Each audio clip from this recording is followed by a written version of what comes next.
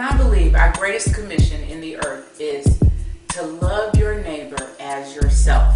When you think about that kind of unconditional love, it doesn't matter the faults, it doesn't matter the frailties of your spouse, because you're going to love them like you love yourself through all your own faults and frailties.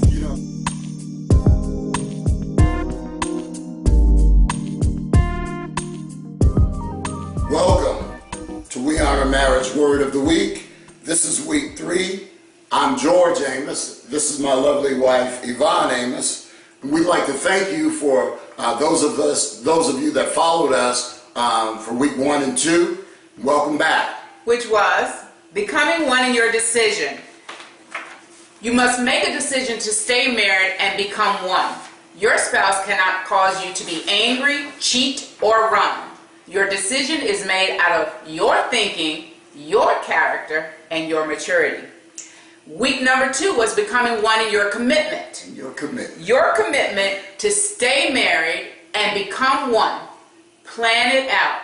Have a vision that there is one lead, that you may run with the plan, the vision. And so now we're at week 3, which is becoming one in agape love. Becoming one in love, week 3. The Bible says in Ephesians 5:25, husbands, love your wife just as Christ also loved the church and gave himself for it. So we want to deal with agape love, and unconditional love that, like Christ had for the church, that we should have for our spouse. And I believe our greatest commission in the earth is to love your neighbor as yourself.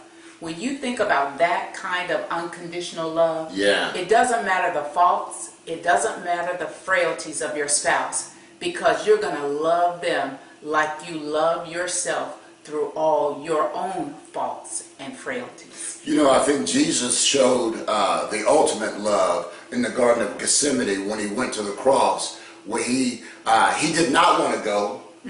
Like sometimes in our marital relationships, there's things that we don't want to do, but we need to learn how to do them anyway and learn how to die to ourselves, just like Jesus did. The Bible said that when he was going to the cross, that he felt sorrowful, but he went in spite of how he felt. And I think we need to have the same love and the same zeal that Jesus did, like he showed in the Garden of Gethsemane. Which says that he didn't go to the cross for himself. He went to the cross for us.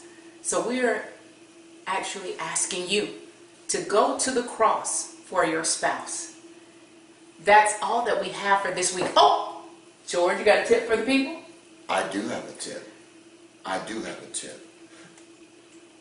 Don't ever make your problems greater than your relationship. Don't ever make your problems greater than your relationship. That's a great word of the week. That's all that we have time for this week. We'd like to thank you for joining us, and we look forward to you joining us on week 4. But before we go, we want you to like us on Facebook, follow us on Twitter at We Honor Marriage, and visit us at wehonormarriage.org. Thank you.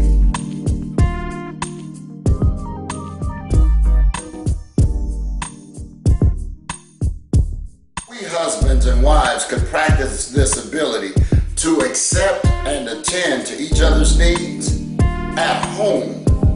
These relational standards could spread throughout our churches, our work, our communities and neighborhoods, cities, and ultimately impact our world.